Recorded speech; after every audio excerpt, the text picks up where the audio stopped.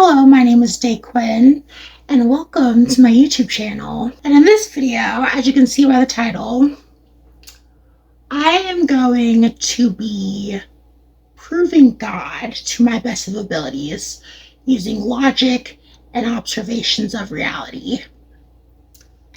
And if I can't necessarily prove God, at the very least, make very, very good points, very convincing arguments that suggest that yes, this was a designed and intended reality, and therefore a God exists. So this video is more intended for atheists and skeptics of God to watch and see if they can be swayed into believing in God and a creator of this reality. However, if you are a believer of God already, feel free to continue watching this video just to see if you agree with any of what I have to say, or my views on God and reality, and just further build your discernment that God is real. And as you can see probably already by the length of the video, this might be a rather long one, as I'm trying to encompass everything that I have been making videos about online, especially TikToks, when it comes to God and reality. And yeah, I just want to encompass basically my entire understanding of God and reality as of now. I am on a bit of a content journey and ever increasing my knowledge and discernment and understanding of God and reality. So I will definitely grow in the future in terms of what I have to offer as arguments and points to make that suggest a designed intended reality and God. But this is just where I stand now, and so yeah, let's, without further ado, get into this. So first of all, right off the bat, I just want to define what God is, at least according to me and my beliefs. This is very important, obviously, as we continue through this video, because I don't want to be arguing or have you believe I'm making arguments under a wrong definition of God. We need to be on the same page when it comes to what God is, okay? And what I am talking about when I use the word God and state that God is the creator, designer of this intended reality. What God looks like. Essentially, it is of my understanding that God is basically just a pure, immaterial, supreme intelligence. It is best put, God is best put, as a mind of endless possibilities. I've kind of coined that term because I've not heard anyone else use it, and so I believe it's original of me. And I think it honestly does describe God, at least how I've envisioned the literal God that created this reality, what his capabilities are, and just what he is, in a sense, a mind of endless possibilities. And I'm gonna touch more into like what that exactly means and entails in a bit. But yes, that's what God is, a pure, supreme, immaterial intelligence, a mind of endless possibilities. God was the first thing to exist an eternity ago and exists outside of time and space, and essentially is the first layer of any reality that can exist. That's basically what God is. So now we are on the same page. Now that I've got what God is out the way, there are people who immediately ask the question, okay, so you believe in God, well, what created God? And it's like, well, you could say, as I just stated, like God is like the Alpha and Omega, came into existence an eternity ago, always existed in a sense. However, it is of my understanding and my recent breakdown that it's kind of a paradox, and I'll explain it after what I get into. But I do believe God did come into existence. I believe that was a transactional thing. I believe that was a literal thing that happened from nothing to God. And the paradox is that that did happen an eternity ago. So, yeah, so to just break down what that looks like, how and why God came into existence, I'm actually going to read off a couple paragraphs. It's very short from my article that I posted on X about this very idea of how and why God came into existence an eternity ago from nothing. So essentially, here's the article. I say the idea of nothingness is fundamental to us, even though we can't physically comprehend it. We simply know through science that the universe had a beginning. This is true, the universe did have a beginning. And therefore, we can infer that before the beginning, there was nothing material. It was absent of time and space. Going back far enough, people that entertain God's existence ask, what created God? Essentially, it is of my belief that nothing couldn't exist.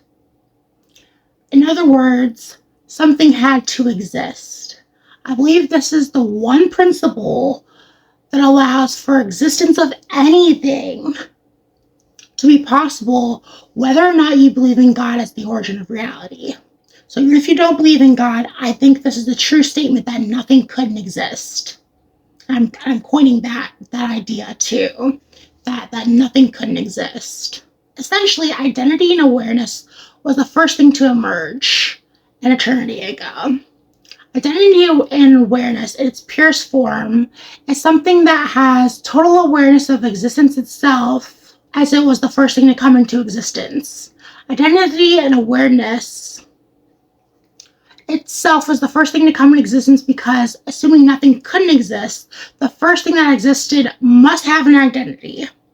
I think I can get you to agree that that thing, whatever it is, God or not, just hypothetically, the first thing to come into existence has an identity. Because identity and awareness aren't inherently material concepts. And the only thing relative to the first thing that existed is nothingness itself. And this is where the first thing to exist gets its identity and awareness from. Being the first and only thing to exist, it would be inherently aware of everything. And then also it's relative to nothingness in itself. And so it has an identity. That is essentially just the logic that I'm using to get to why God is the first thing that came into existence, period. As I'm using this language of identity and awareness and just explaining it in a broader sense of descriptors of God and what made it God. So yeah, again, the only thing relative to the first thing that existed is nothing itself. And this is where it gets its identity and awareness from. It is very possible, if not probable, that the first thing to exist was literally everything itself. Everything itself, okay? Because it's relative to nothingness, it is very probable that the first thing to exist was literally everything itself. Or in other words, a mind of endless possibilities. God.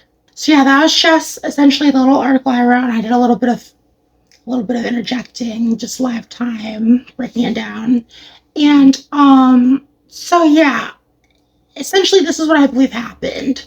I just believe it was coded into existence and non-existence itself, that nothing couldn't exist. And I think the first thing to exist was just an immaterial supreme intelligence as a result of just the nature of what that first thing to exist would be, if that makes any sense. just the nature of like what that first thing would be points to, yeah, it would be God, a mind of endless possibilities, everything. Essentially, that is how and why God came into existence. Now that we got that out of the way, and yes, it is a little bit of a paradox, being that God emerged from nothing as the first thing to exist an eternity ago. So that transaction, me just claiming that that transaction happened, what happened an eternity ago, it is a bit of a paradox. I guess that is just the paradox of his existence itself. And also, I'm going to say this actually might be why we see duality in this reality we live in, is because of this notion, the duality between nothingness and everything. Just that notion, that duality, could be why God chose to implement elements of duality in this reality. So that's just some food for thought. Anyways, I just want to go on and state that and reiterate what I said in the article, that the universe had a beginning. Now, this is a fact. You can Google it. It is confirmed. We do know that the universe had a beginning because the universe is expanding. It is a very common theory, the Big Bang Theory, that it did originate from one point. And I'll touch more on the Big Bang Theory later in this video. So yes, the universe had a beginning. That's not disputable.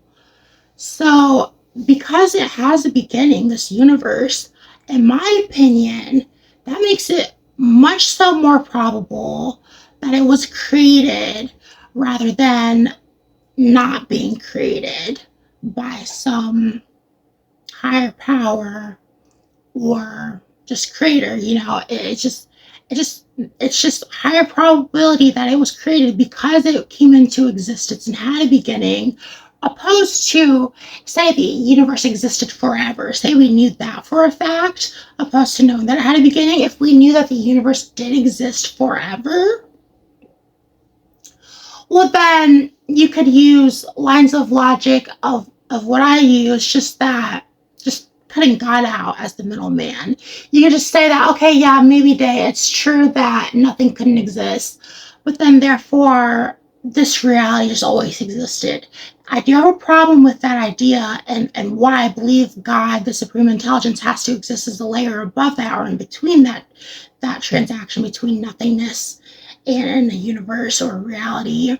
I'm going to get into that. Essentially, this is why I think God has to be that middleman between nothingness and reality. That's because, look, you simply cannot devise a reality. Like, I want you to go ahead and try this. Try to devise a reality in your head, completely unique and original from this reality in terms of mechanicals and principles, just function and how it operates in physics, essentially the physics. You cannot come up with something original and unique from this reality that is not of light, heat, gravity, matter, time, space. I could go on.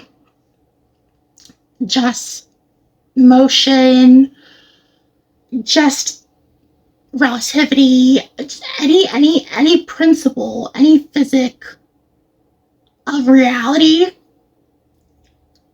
and you can't use that. You can't come up with something new and original.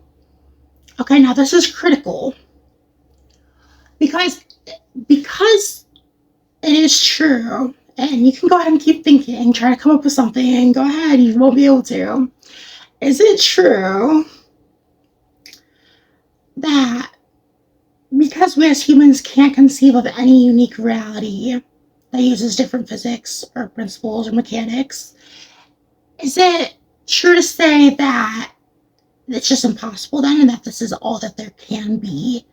It's just all this matter, light, heat, gravity, time, space, energy, all of that is just the only thing that can happen, the only way a reality can be configured or consist of?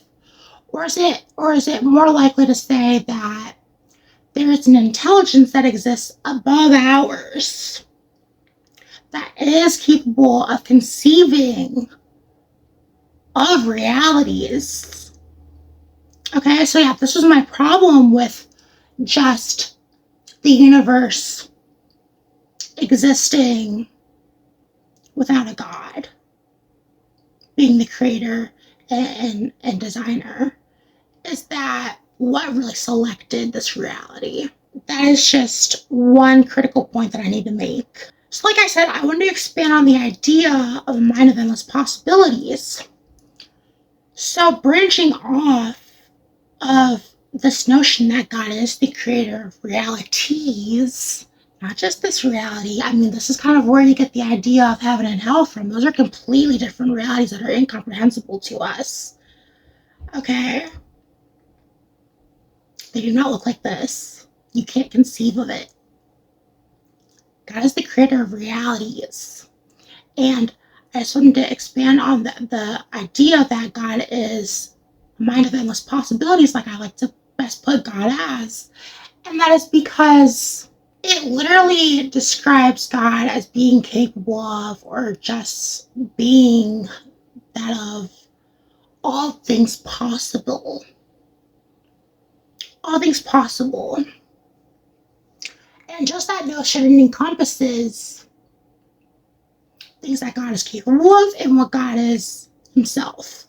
So if God is a mind of endless possibilities, initially it's like, yeah, God is capable of creating realities, conceiving of realities that we can't conceive of. We exist in the mind of God, essentially, and I can get into that more later.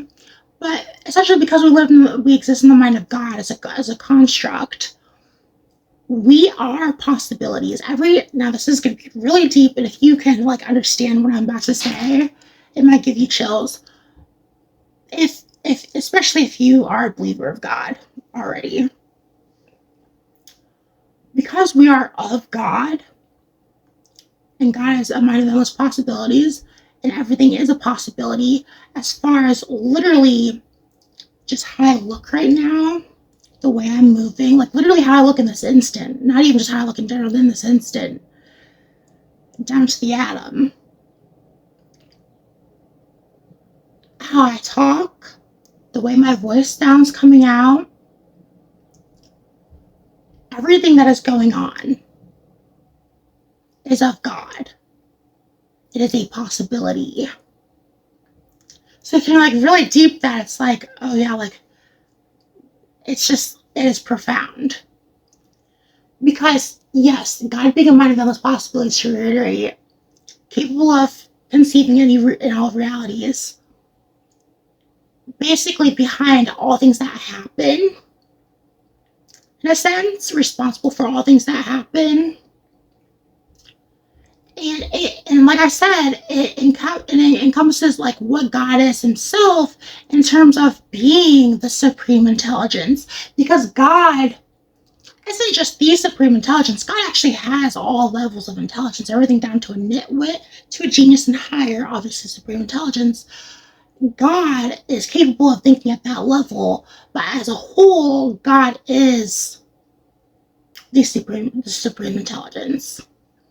And so, and God can operate at every intelligence level because, again, a mind of endless possibilities. God is capable of all realities, all happenings, anything that it can be or be described as, and so forth. So yes, that is kind of what I mean by God as the mind of endless possibilities, and that God is literally everything. Back to the article, that everything existed as opposed to nothing. Essentially, that it's likely that just everything existed.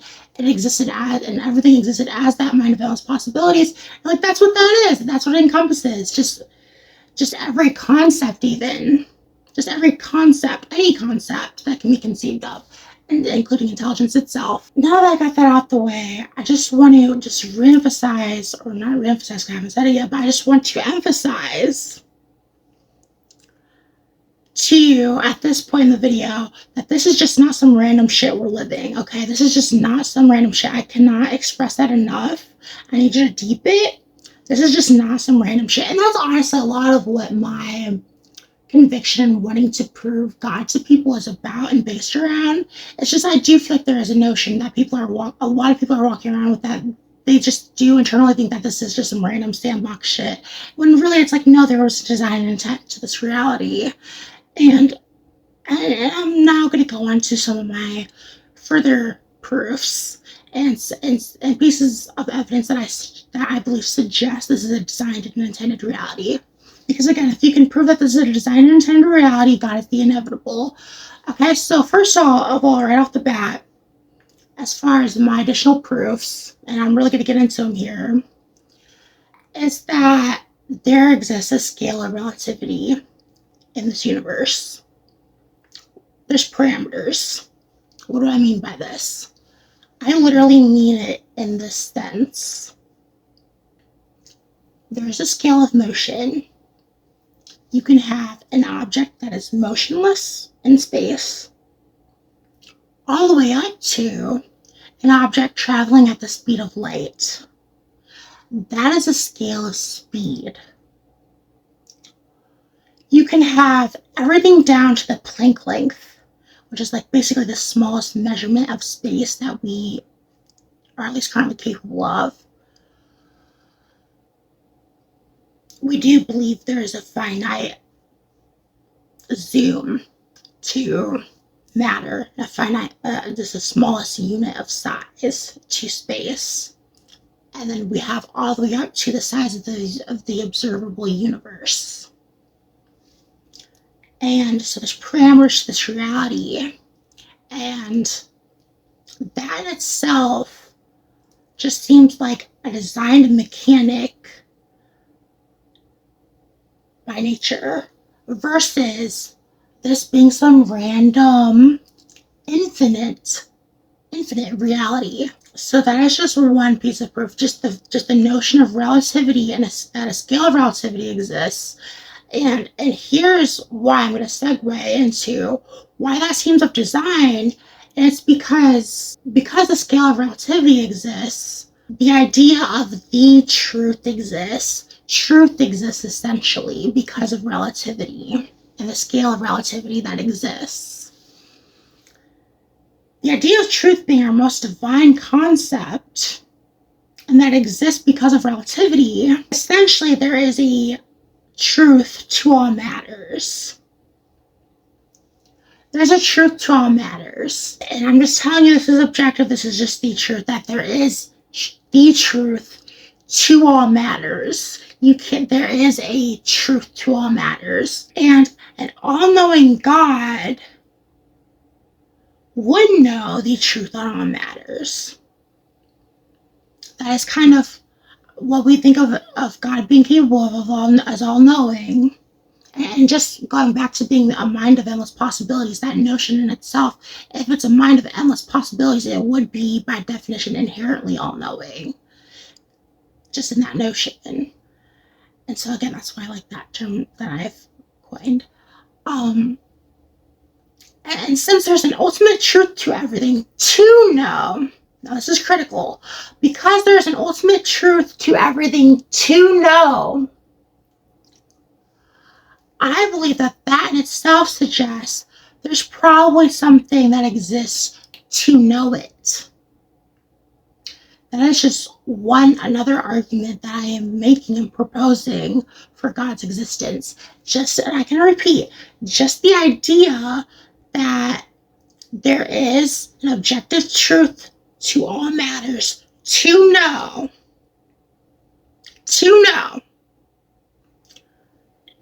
at least in my mind, I just think logically implies that there would exist something to know it. God. I just want to say that a universe that came into existence without God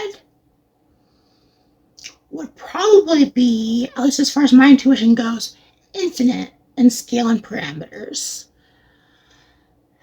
And therefore this would make relativity and the truth not a thing. And I believe that reality needs a container, even if that container in itself is infinite, which that God is. God is infinite in scale. Though, even though that container is infinite, it is still nonetheless a container which I do think reality requires. I do think that this reality has being finite in scale. The universe may or may not be infinite in size. You can actually Google that, and that's the answer you'll get as of now, as of 2026. However, I'm just going to make the argument in this video that it is probably not at all infinite in size. And here's why. First of all, because of the Big Bang, I don't think that is likely. That was popularized as the known birth of the universe, that starting point and expansion of space and time and matter. I don't believe that point was infinite in itself in terms of scale, matter, and just scale and matter. That's one reason why I don't think the universe is infinite in size. And another reason is because it's not infinite in depth. We do have a scale of relativity, the motionless object to the speed of light, a scale of speed, the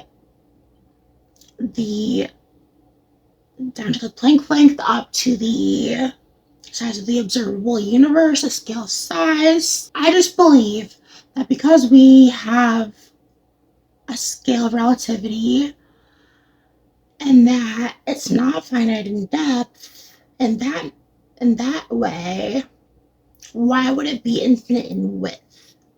My next huge just claim as a piece of evidence that strongly suggests a design and intended reality. This one's huge if you process it, if you understand it. It may come off kind of silly at first glance. However, I do think that this idea in itself does warrant being brought up as a suggestion that this is a designed and intended reality. And the notion that I'm talking about is just that things work. Period.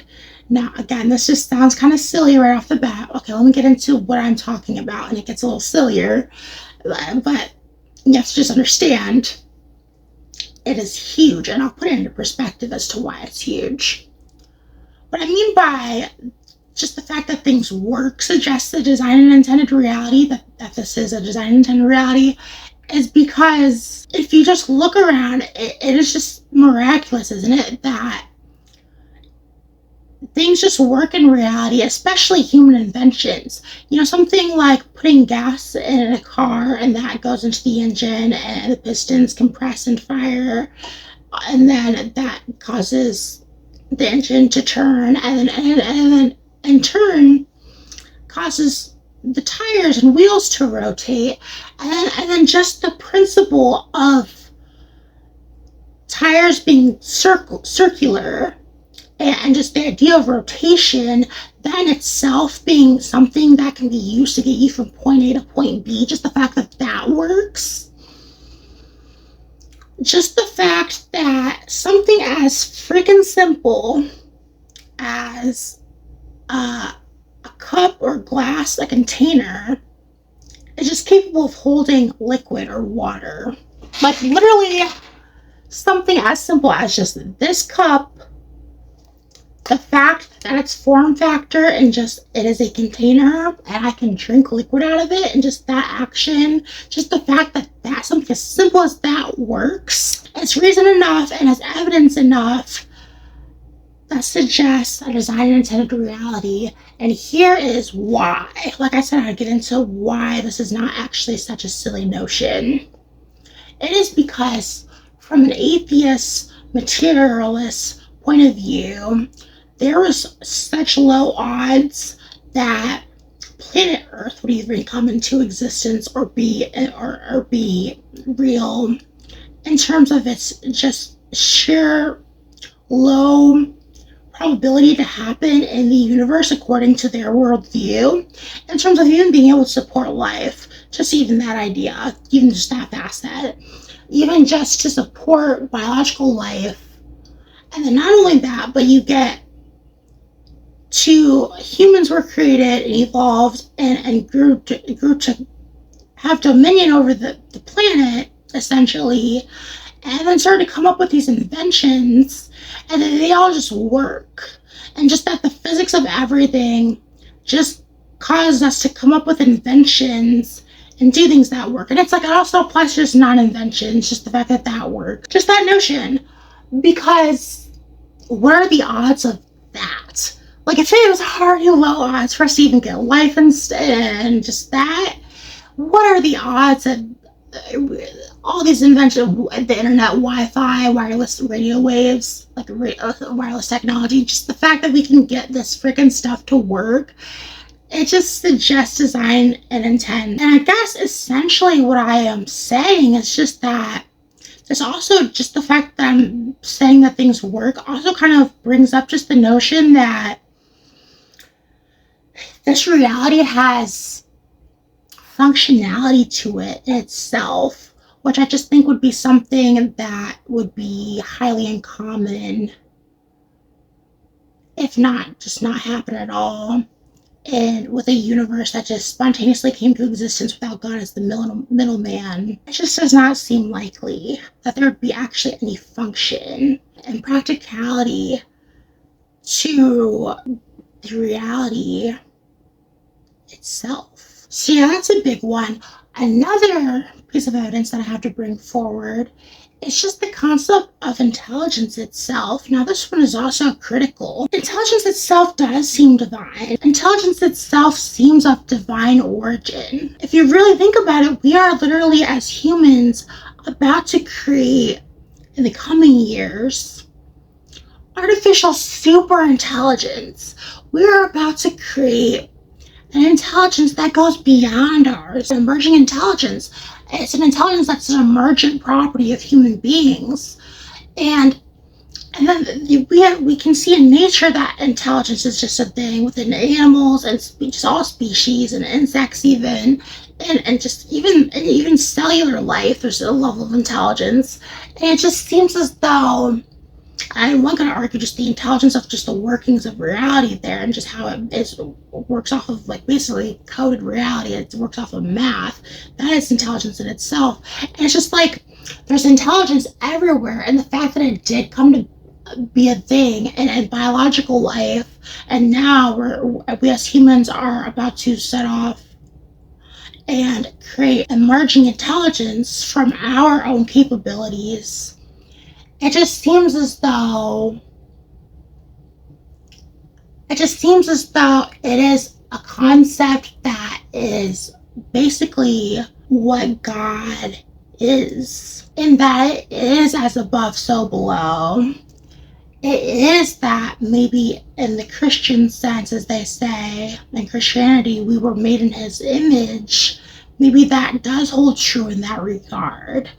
That just the idea of intelligence is of God's image, that it is as above, so below, where, yeah, the thing that is the uppermost layer of existence is intelligence itself.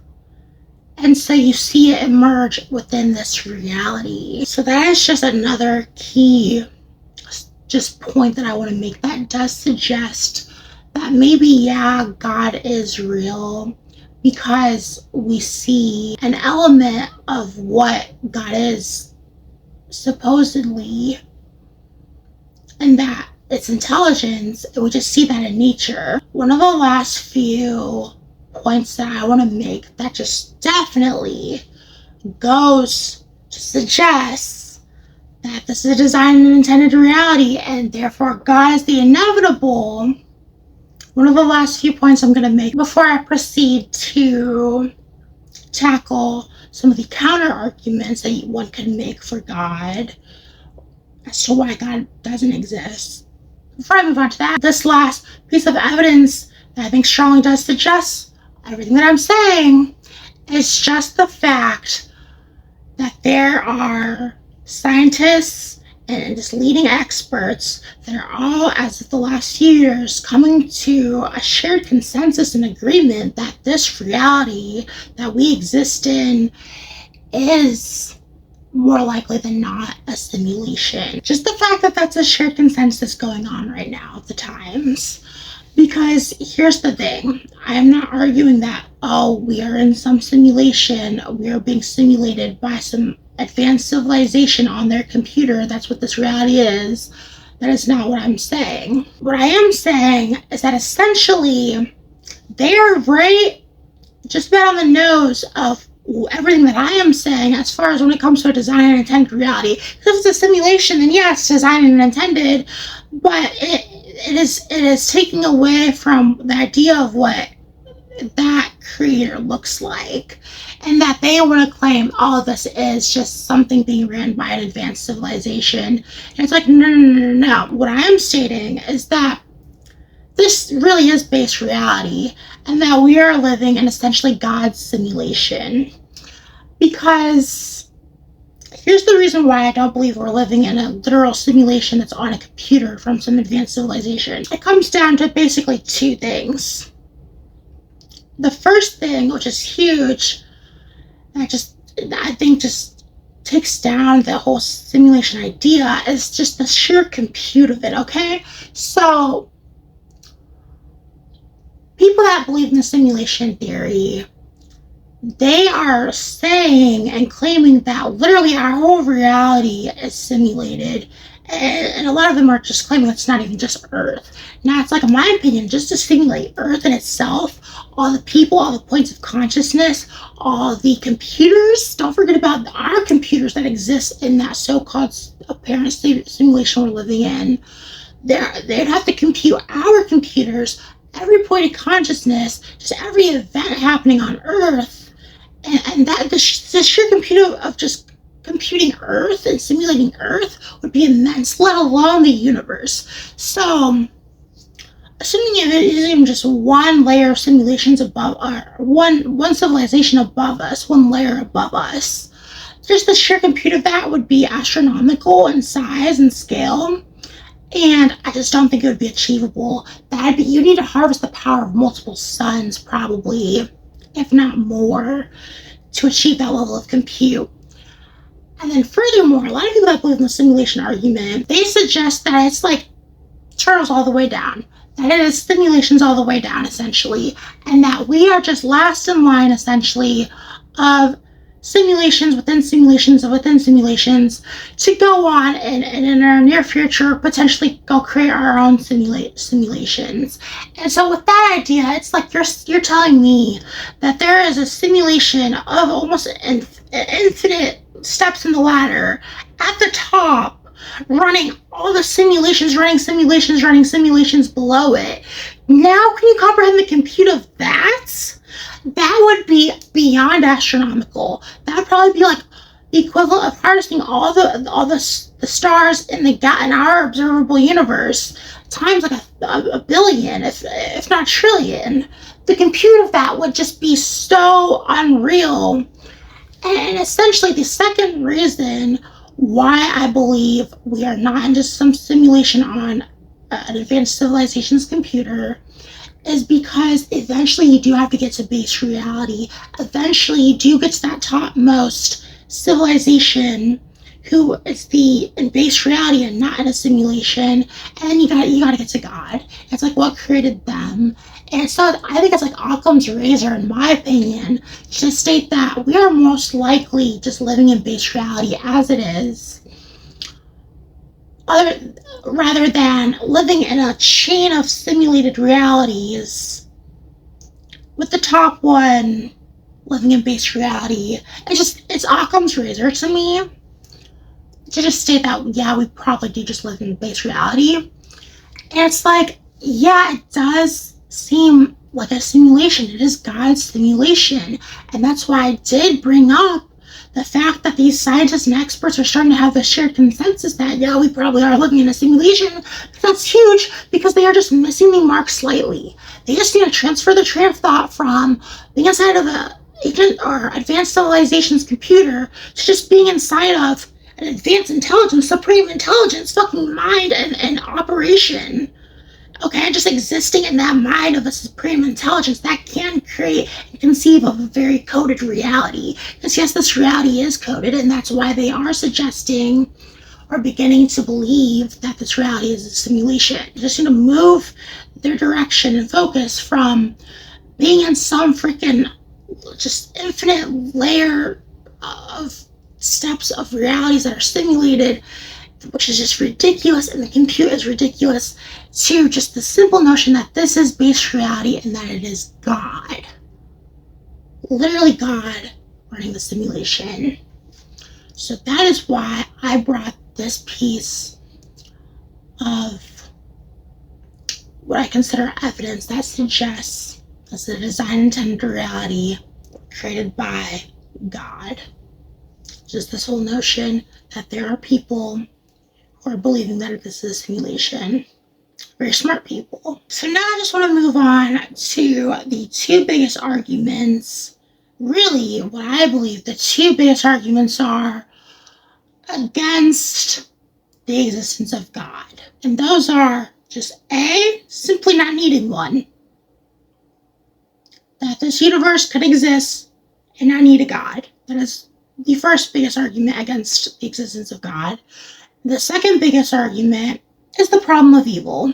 The problem of evil is a very popular one. I'm sure a lot of you have heard of it.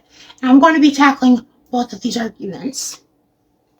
So the first argument, just simply not needing a God to experience a reality and existence, just of which this universe is. What you need to understand is the Big Bang was the play button being hit. I want to know who chose the movie. That is the analogy that I'm going to make when it comes to the Big Bang. Because essentially, I'm of the belief that something needed to select this reality. This reality had to be selected. Because if you're of the belief that, oh, it is very well possible that this universe could just have simply came into existence without that middleman of a God between nothingness and a reality, if you're of that belief, it's like, I really just want to say that it's like, okay, well then tell me what literally selected these mechanics, as I mentioned earlier towards the beginning of the video, what selected those mechanics and principles and workings of this reality. And essentially, if you want to argue me that it is the case that only light, matter, energy, gravity, heat, relativity, just all of these mechanics and principles and workings of reality, you're going to argue me that it is the only way that it could have existed. Going back to when I said that you can't devise or conceive of like a unique reality, I posed that question, like, okay, is it that it's just nothing else that could exist? Or is there an intelligence that is capable of conceiving it? And you're just going to be on, that's the only way that you can just claim that this reality just could have came into existence, is that this is just the only way that it could have been. And with that, I'm just going to have to disagree with you just flat out. I am of the belief that, yeah, it just goes above what I can even conceive, that there are other realities that can exist, simply because I'm just understanding of the fact that I am not a supreme intelligence myself, and just hypothetically, a supreme intelligence you would just assume would be capable of devising of unique realities, devising of things in general that we can't conceive of. Yeah, I'm sorry, I just can't agree with you that it came into existence without a God, and that this is all that there could be in terms of the principles and mechanics of reality. Because it's like, look, something just had to have selected this reality, I'm telling you. And it does seem fine-tuned, and I just do think an initial intelligence was needed to code it, essentially, to select it and decode it. I'm sorry, it's a weak argument. That whole idea of not needing God to have reality, it's like, what one do you think is more of an easier transaction? Kind of going back to the beginning of the video, how I was laying out in that article that I read off, how identity and awareness was like the first thing that came to existence, with that being God. But like just breaking down and using those words, just describing exactly that process, just through using that vocabulary to make it like kind of understandable. What would be the easier transaction? Going from nothingness and eternity ago and having that eternity ago transaction between nothing and an immaterial, pure intelligence being the first thing to exist. We're going from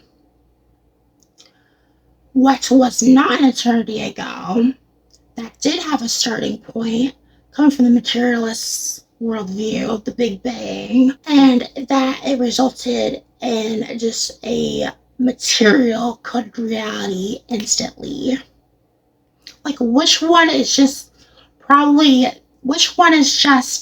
the easier transaction, just logically?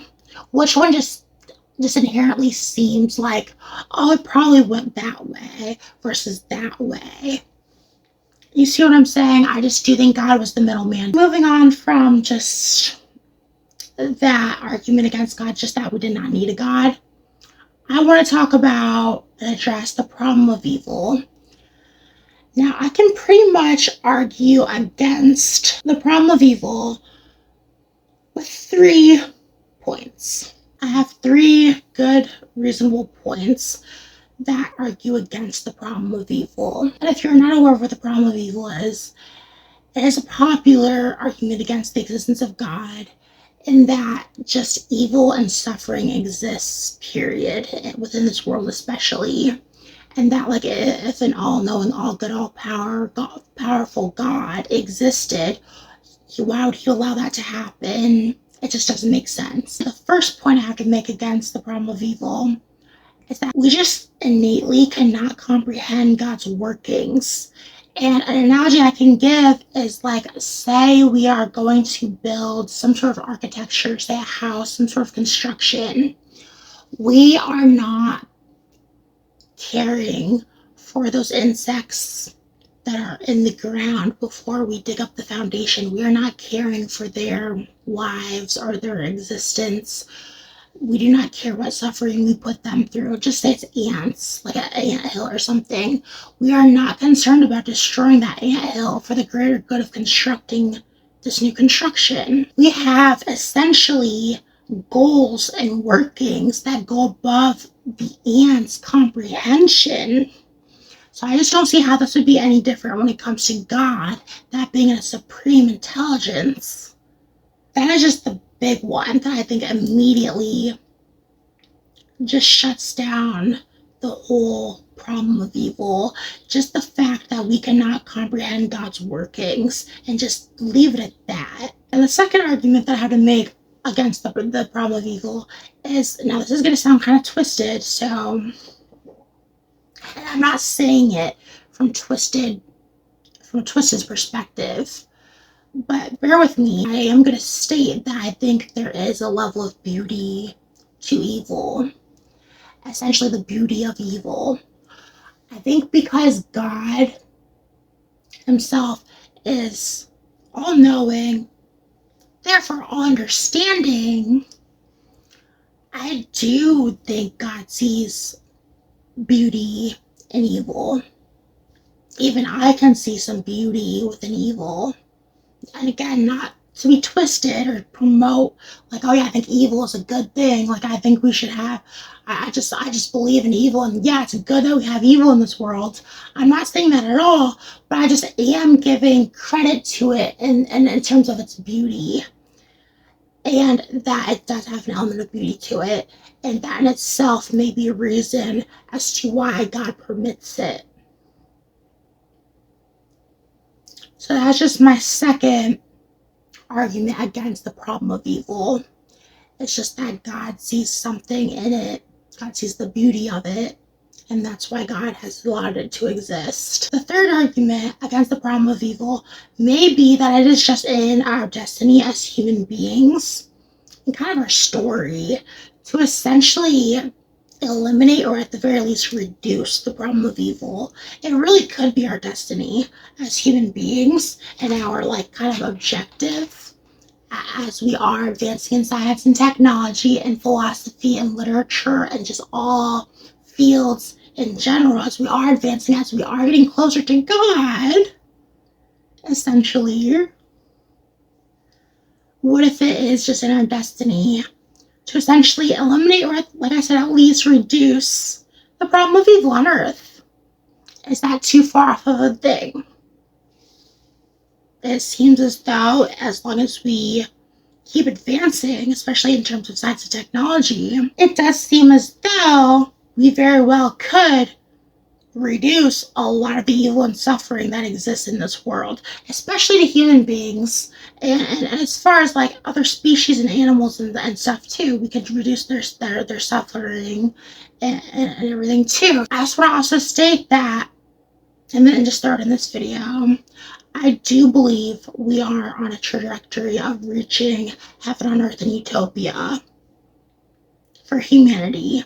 I do believe that is in the cards for us. I don't want to talk on it too much. I have other videos on it and how we can get there. Just want to just use that as just another point where it's like, yeah, I just do think we're going to get there. I do think we are going to eliminate it. And that may be essentially what I'm saying as my third argument against the problem of evil, is that it is just our task to eliminate and reduce as human beings. Now that I've made those 3 points against the problem of evil, assuming like an all-knowing, all-powerful, all-good God, I actually just want to share my belief, which kind of nullifies the problem of evil entirely in itself. And it's just that I am of the belief that God may not be all good anyways.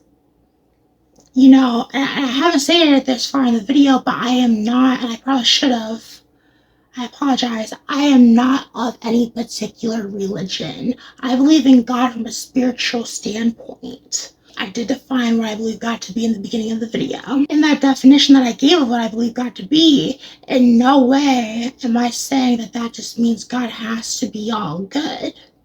God doesn't have to be all good and fit my definition of what he is. What I would like to say, though, is my idea of God, what I believe God to be, probably, though, is in favor of good, more likely than not. And this is simply because the concept of truth in itself, and just being all-knowing, and essentially just being the mind that can have the truth that all matters, it's just the whole concept and idea of truth does have what I believe to be positive and what you could consider good, like implications and qualities. But just the idea and concept of the truth just has, in my opinion, good qualities to it. Okay, just the idea of the truth, in my opinion, just leans more good. If you Google, they'll say the idea of the truth is neutral, but I disagree. I believe inherently the idea of the truth just has a good connotation and denotation to it that just, it leans more towards good and favors good than it does evil. Because evil in itself is rooted in a lot of deceit and a lot of deception and a lot of lies. Just the whole notion of evil. The whole notion of evil does consist of that, of those things sometimes. Another reason why my God might not be all good is I do entertain the idea of heaven and hell. While I do entertain the idea of heaven and hell, I don't personally 100% believe in it, in heaven and hell, as I do just 100% believe in God. And I am willing to just entertain it, though. And that's because, like, God is the creator of realities. Just the idea of sending people to hell is not good in itself, innately. However, I believe it is basically strictly the logic of a person's character as to why they would be sent to hell. Also, I just want to throw in this video, if hell is real by chance, there's a chance it might not be eternal. Okay, it might not be eternal. And this is just because I am of the belief that there is nothing a human can do within their 70 give or take years of existence that warrants eternal suffering and punishment. I quite literally mean that. I mean, you could be the most evil mofo to ever exist in history, doing just the most unspeakable things and just doing them in numbers. Just that evil. Doing just God, just doing a gall. And It's still not warrant eternal suffering, because it's like you did not create you did not do eternal evil. It is finite in scope and scale of what a human can do in their lifetime. So that's why hell might not be eternal. That's just another reason why I kind of do disagree with some elements of these religions. Why I don't subscribe to any particular religion. But because I am willing to entertain the idea of heaven and hell, it's like, yeah, this reality, this life might be a test. Very well might be a test. And if not a test, then why have free will? That's another reason why I'm of the opinion that this could be a test for sure. And also, just to make another point as to why I believe God exists, is because I think free will in itself is a divine concept. I don't think you can get to free will from a pure materialistic standpoint. I don't think a universe that just came into existence and just ran on just mathematically just set things and just materialist and just there's no level of the supernatural. I don't think that could give birth to free will. And so I'm gonna prove free will, at least in my opinion, real quick, just in this quick minute. Assuming we do develop this artificial superintelligence and it does have, well, I'm going to believe it's going to have the truth on all matters. I'm going to throw that into this video too. I have that bold claim and belief that the artificial superintelligence of the future is going to know the truth on all matters because it is godlike. Assuming that, let's just say hypothetically here, whether or not you track with me or not, hypothetically, that superintelligence may be able to crunch the numbers on the butterfly effect of basically everything going on. Especially if you add a level of mass surveillance to it that it's able to get access to. It might be able to crunch the numbers on the butterfly effect, or just, it's a fact that the government does have future predicting technologies already using AI. So if it's at a godlike level, who's to say that it can't? Essentially what I'm getting at, predict the future. Let's say it's perfect. Let's say it's just that smart. It predicts the future. Okay, assuming it predicts the future, and this is where the paradox comes in, and as to why I do believe we have free will, it's because of this paradox. If it tells you the future, you're just inevitably going to attempt to change it. And one of the best examples I can give is something that you would want to change is say it knows when you're going to die. Say it literally just predicts that you just so happen will die tomorrow. And it gives you just exactly every detail about your death, where and how and everything. Let's say it says you're going to die in a car accident or something. Yeah, you're going to stay away from any road or area where there are motor vehicles. You are not going to put yourself in that situation because you have the information of the artificial superintelligence telling you that it knows the future and this is how you're going to die. So inevitably what I'm getting at is that's the paradox. Just knowing the future would cause you to want to change it, which how does it really then know the future?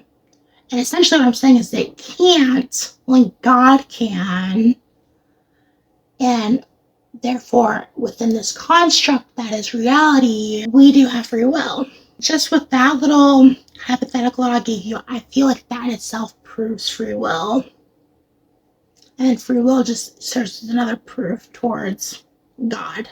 Honestly, as one of my last, I still got one more pieces of evidence that suggests design and intended reality that points at God is just my personal spiritual experiences. Now, here's the thing. I can sit here and go into detail with you about those spiritual experiences I've had, and they come in the form of extreme level coincidences and synchronicities. Okay, I cannot stress that enough. Extreme level.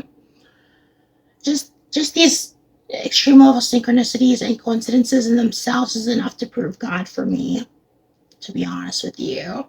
But I can explain them all day. It is just not going to register with you in the same way that it did to me as the one who was just experiencing it. Like, you're not going to experience what I felt lifetime. Nonetheless, I can give some examples. It'll just be things like literally the TV, if there's a TV on and I'm thinking, and it literally, I'll be thinking a thought and formulating a thought, and then I'll say a word in my head in my internal monologue, and the TV will, I kid you not, say the exact same word that I thought at like nearly exactly in that instant that I thought it.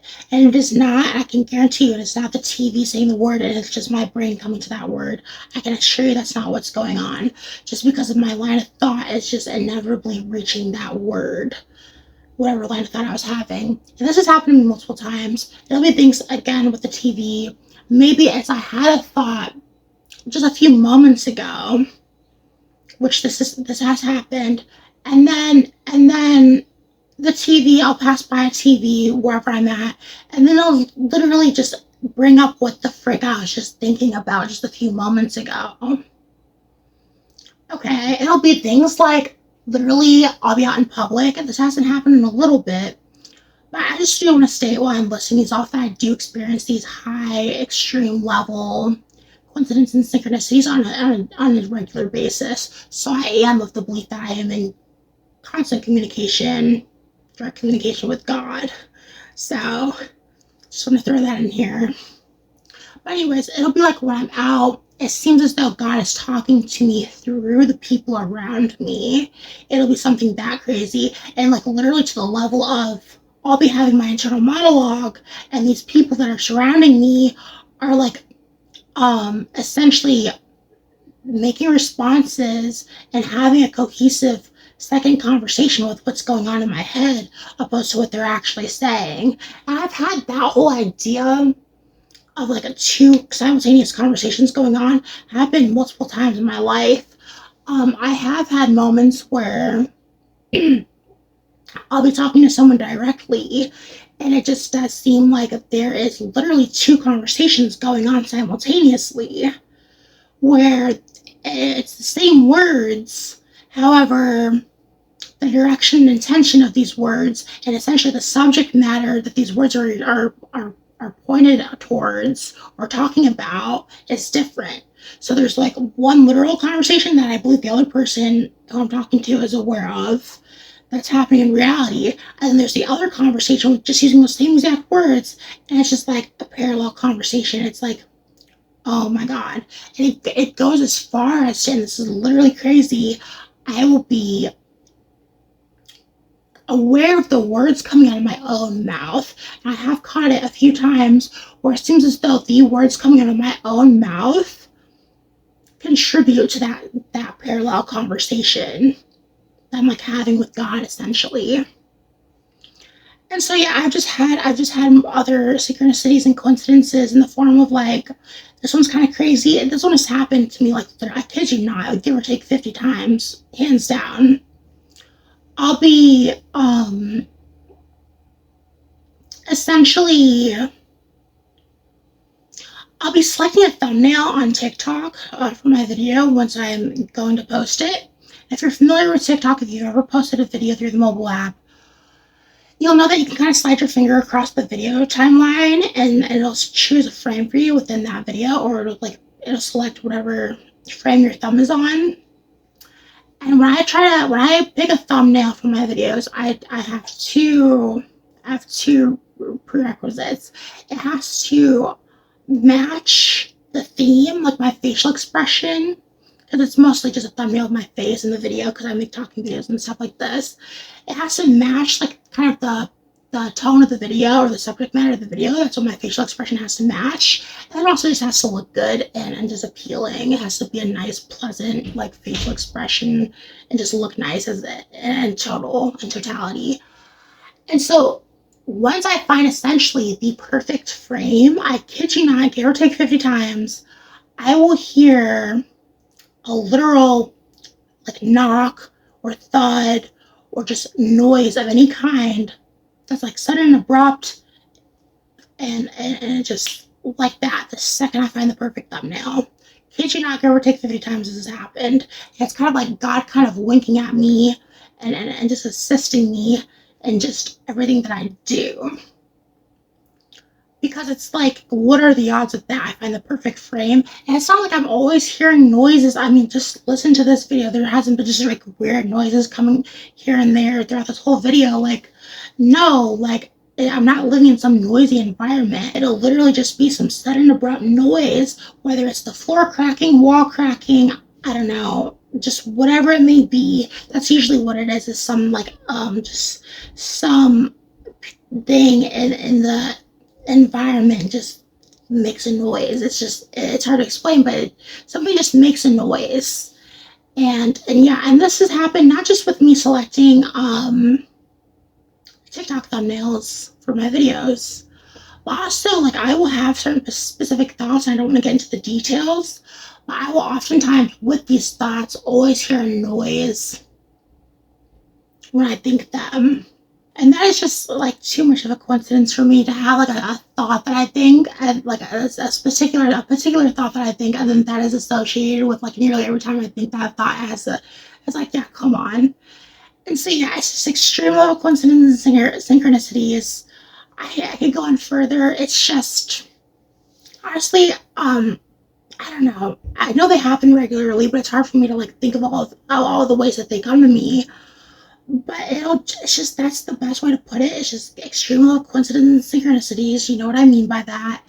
And the last one I'm going to give is like a specific example of the last one that really happened to me, or the last big one, I should say, that happened to me. It was a couple days ago. It's not to make it too long. Essentially, I was messaging this one guy who I hadn't talked to in a long time. I actually sent him a message like a few days prior, and he had a name. I'm not going to name him, but he had a name. He has a nickname that he goes by, but he has a legal birth name that I do know of. And he just randomly messaged me on that day. Okay? He decided to reply to me, the message I sent him days prior, on that day. And where the extreme coincidence synchronicity is, not saying too many details, but we were having some sort of just slight disagreement, or just not even that. We're just not seeing eye to eye, and kind of a feud in a way. It wasn't necessarily a fight, but it just was kind of just essentially a light level of conflict. And essentially where the coincidence and synchronicity is that I ordered on Grubhub some McDonald's, and my driver had the same name as him. He shared that same exact name, and it gets even further of a coincidence and synchronicity, and that there was a conflict with my order. And in terms of that, I noticed on the map he was not heading to the store, to McDonald's, in like forever. And so I like messaged him and called him like, are you on your way to the store? What's going on? And he proceeds to tell me he canceled the order because he just wasn't going to do it, or whatever reason. It was too far, whatever it was. That's like just a huge little coincidence and synchronicity, that there's a parallel like in those situations that can be drawn, where it's like they share the same name, and they're both having conflicts. Like they're both of conflict. It's like, that's insane. That is just an example of another way that a synchronicity or coincidence can come about that I experience. And I just wanted to just share this in itself as evidence that does strongly and suggest God. You would think that with a lot of these coincidences and synchronicities having to do with time and the timing of them, you would just think that the only way that would be possible would be as if it was an intelligence above ours that exists outside of time, pulling those strings and communicating with me in that way. If you can just trust me in that, yeah, it is multiple on a regular basis to extreme levels. You just can't write that off, and you have to say like, okay, what is that? So if you were to say, what is that? The aliens, no, I don't think they can. I don't think they can mess with the time and things like that. I don't think they're capable of that. I think you have to be outside of time to do that. And I do think you have to be intelligent though too. And so it's like, yeah, I just think it's God essentially. And this in itself, the spiritual experiences that I've had just prove God to me. And so I hope it does serve as reasonable enough evidence for you to consider God as a possibility, a very real possibility. I'm not alone in just having spiritual experiences to this level. There are many, many people in the world who have claimed to have extreme experiences on a spiritual level just throughout history. And it's like, so I'm not alone in this, and it is a recurring thing. What is it? I'm claiming it's God.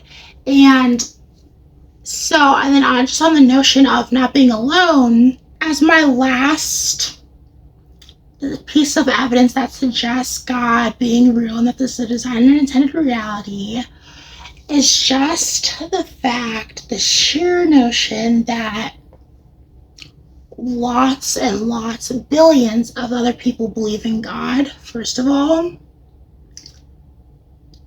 And secondly, highly intelligent people, intelligent in terms of IQ, do believe in God. So yeah, it's like billions of people believe in God. Are they really just all wrong? You as an atheist or skeptic of God are actually in the minority. Okay, I just want you to get that. And yeah, you're just in the minority here. I just want to say that I do believe that belief in God in itself is an IQ bell curve. Google says it's not. They say it's more a linear regression in terms of the smarter you are, the least likely. But I think that's BS. I do think it is an intelligence bell curve. I can very easily see how people on the less intelligent side of things, of the intelligence spectrum, would just believe in God just as something easy to write off, and just things that they can't reason with their own logic because they're just not intelligent enough. They just use God as just as an easy explanation for things. And I can see why people of low intelligence would have faith in God. People in the middle, however, they're just smart enough to reason for themselves to a certain level, and therefore they write off God as a possibility. They think they're smarter than the average bear. Because a lot of people that don't believe in God really do think that they're smarter than people that believe in God. And it's like, hold on, now I'm going to disprove it here, because on the upper end, like, it's a bell curve. People are more likely to believe in God on the upper end, in my opinion, in terms of intelligence. Because first of all, I'm one of them. I don't know if you could tell throughout this video, and yes, I am getting towards the end of the video, so don't worry. But I am of intelligence. I do have a pretty decent, rather high IQ. In fact, my IQ, I've just taken an online test. I haven't taken like an official one in person. But through the online tests I've taken, I have an IQ between 125 and 130.